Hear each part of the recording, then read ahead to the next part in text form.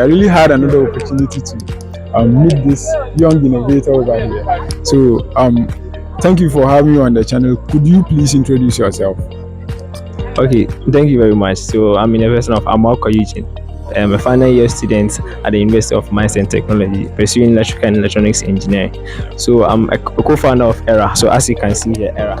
Yeah. So it's a club on campus where we basically train students. So we do robotics, Arduino programming, and also projects building as well. But the main aim is to establish a company with it where we do this innovation, we build, come up with problem solving projects where we can actually impact the community, and so we can just make sure that like our presence is for where we are doing things to help our mother nation Ghana. So in a nutshell, this is who I am.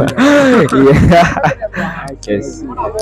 So like what is the project that you've kind of embarked on in the career and innovation fair?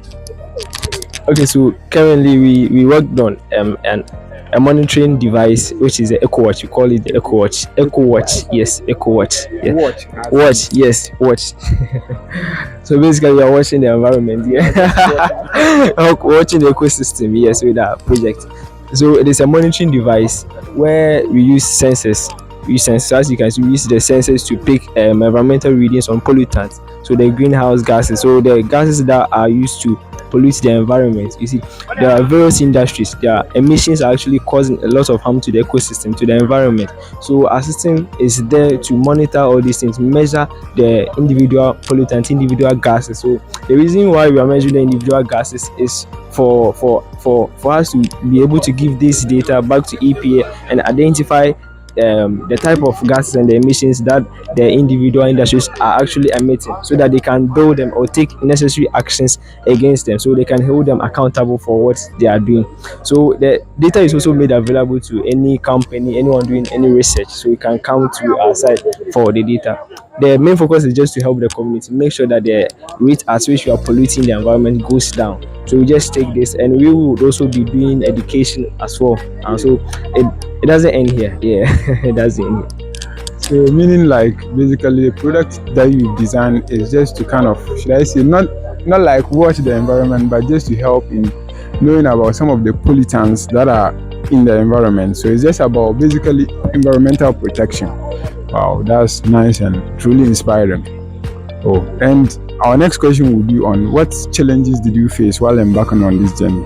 So the main challenges were because we were doing programming. So sometimes you just do everything knowing that the thing is working, but you go and come back and the thing is no longer working. So sometimes hard to break that one.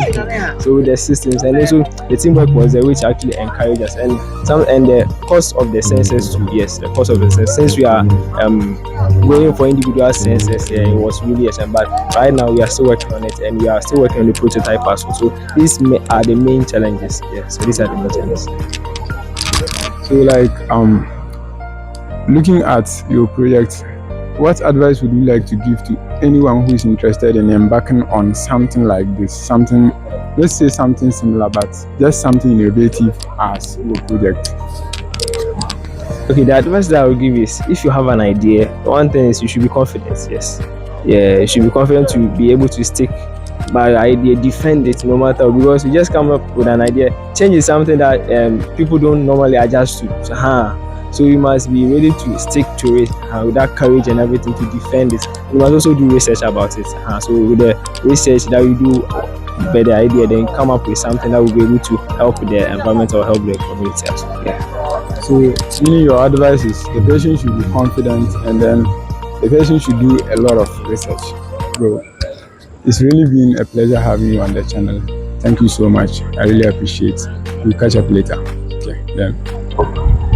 I really had another opportunity to interview this gentleman over here. So could you please introduce yourself? So my name is Ampon Henry Ezekiel, and I'm the team leader for desalination, and we are a team from the Esikado campus, UMaT's. Team desalination. Wow. So what is this project about like?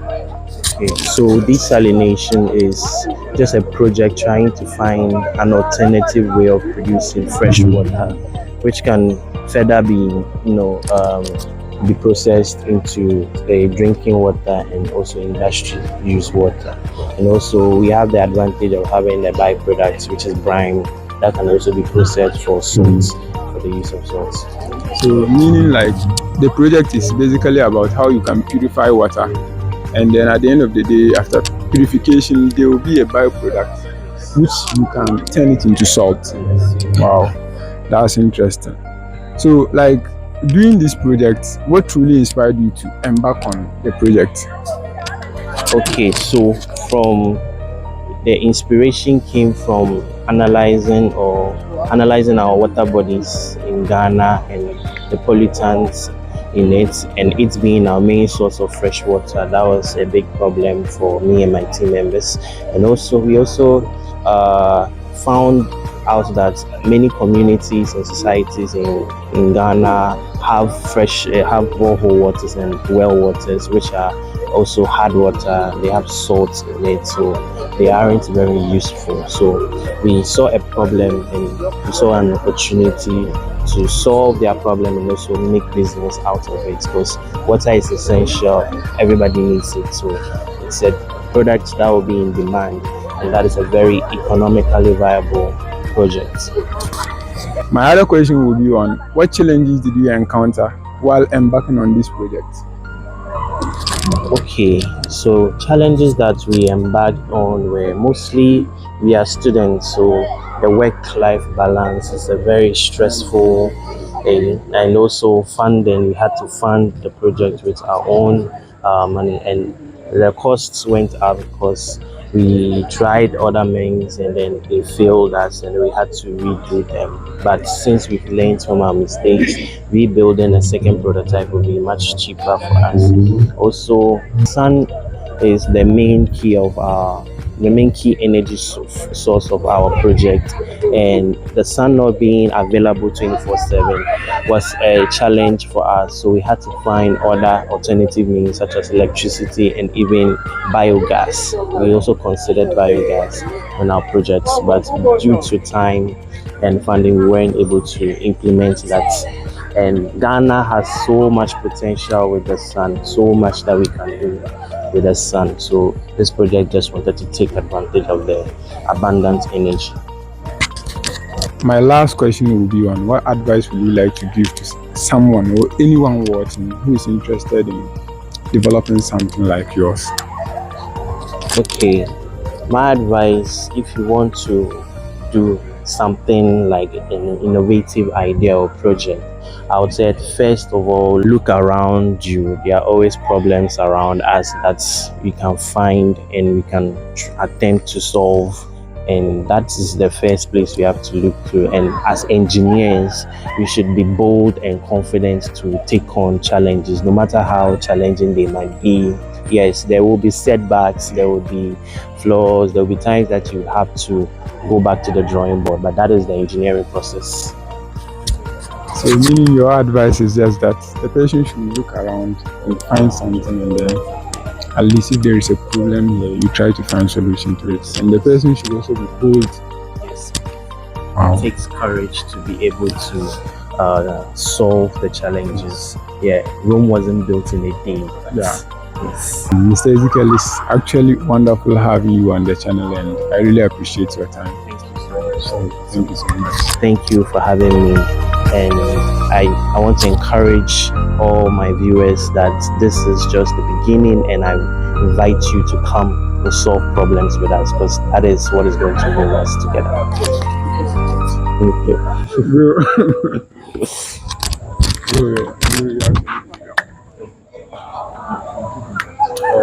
I had another opportunity to interview one of the innovator at the University of Manchester. Thank you so much for having you on the channel. Could you please introduce yourself to our viewers? Okay, thank you so much too for the opportunity. I am in the person of Wumbi Michael Benambaba, a third year electrical and electronic engineering student. Yes, I came with Team Phoenix. Yes, we are just a group of students who are passionate about the development of our community. And on campus, we noticed something about the agriculture sector, especially when it comes to farmers that deals with the lower crops, we notice that sometimes it's difficult for them in disease detection, and because of that, when they do that on large scale, it becomes difficult for them to identify disease early. So mostly by the time they're able to identify it, and a lot of distraction has been made, and that is what we came together. I think my other friends, one was a computer science student, the other one is a mechanical student. So we came together with the basics we've learned so far to come out with our project, which we call the RC Monsters Track. Wow. What's the name again? RC Monster Track. RC Monster Track. Yes, yes. This track kind of is being designed specially to move through a farmland. One of the prototypes we brought today is focused on cabbages, but actually that is not the only thing we are dealing with. It's focused on cabbages, such that the farmer, it helps the farmer at the farm by maneuvering its way through the farm to gather data from the crops that are there, from the cabbages, and analyzes it. If it finds any defect in it, it draws the farmer's attention to what is actually wrong with the plant and the possible mitigation measures the farmer has to put in place to solve it. So meaning like your project is kind of autonomous, like, or yes, it's autonomous. It's autonomous. Yes, we have automated every part of it.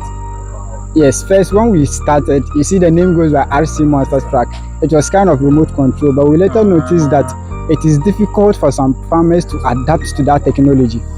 So we realized that it is better we make it autonomous, we make it automate everything about it, so that the farmer will not be stressed in terms of controlling it around the farm.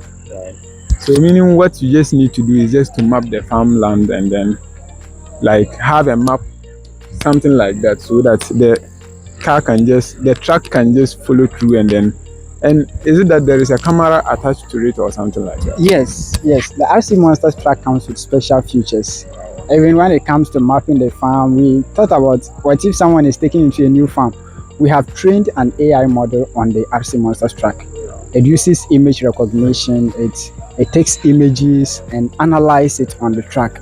When it comes to maneuvering its way through the farm, it has been trained to kind of learn from the environment and move through. So when you take it to your farm, it has the special features of AI that it detects the cabbages, move through the farm. So, and when it takes this part through the farm, it stores it in its memory. So all the time it has the pattern in which it's supposed to move through your farm. Even for the first time when you take it to your farm, we have trained the AI that through the images it's picking from the farm. When it knows cabbages, yes, and cabbages to approximately you are supposed to do a road distance of 30 to 45 centimeters. So we have considered all those things for the truck to be able to move through. So meaning that your truck is actually something like it's not that big. Not that big. Yes, something like yes. That can maneuver through yes. the terrain, wherever the terrain is. No matter how the terrain is, it has been built to be able to work with it. So my other question will be on what challenges did you encounter while embarking on this project? Well, as for challenges, as they say, there is no success. Before you succeed, you must overcome some challenges. It's true, because we have come to school to study, and embarking on the project does not exempt us from studies as well. So that's one of the basic challenges, where we have to focus on developing the project and make it a reliable project for our farmers, and also we have to pass our exams. So that's one of the major challenges, and others too has to do with the funding. We are students, and so it was very difficult for us to raise funds to get some of our companies. I know once you are coming up, this type of track actually is not in the system, and so it required more of our time to do into research to come out with it. Seriously, so it was very challenging, but by the grace of God, we made it to this point by bringing it into reality. It's the grace of God, I must say. Yes. It's indeed the grace of God that we must say. So, my other question will be that will be just the last question of the day. What advice would you like to give to anyone who is interested in embarking on something innovative like this, whether a student, just anyone watching our video?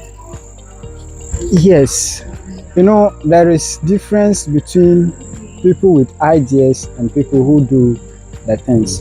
And I must say that once you have an idea and you don't take a step to bring it out, it remains in you and nobody sees the glory of it. So my advice to my colleague students is, once you have an idea of something that will be very, very beneficial to the society, be bold enough to step out. Yeah. Be bold enough to step out and take the initiative. You see, once you start the initiative, no matter how the cost is, be determined to sail through it. And they should always try to encourage themselves about the ability. Sometimes if you don't start, you don't see the potential that is in you.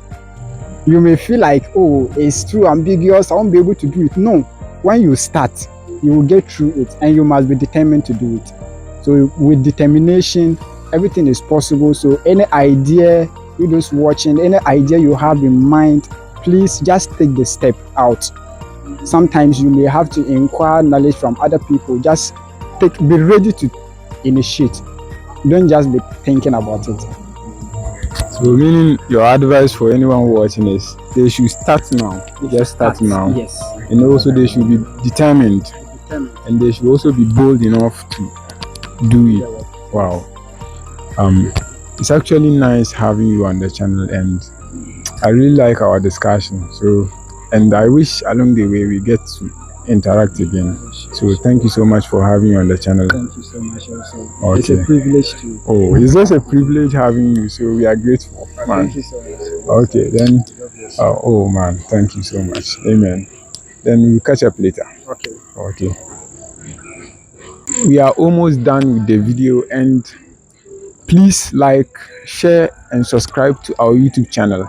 We will link the contact details of the Career and Innovation Lab of the University of Mines and Tech in case you have any form of support, collaboration, or just anything you would like to share with them.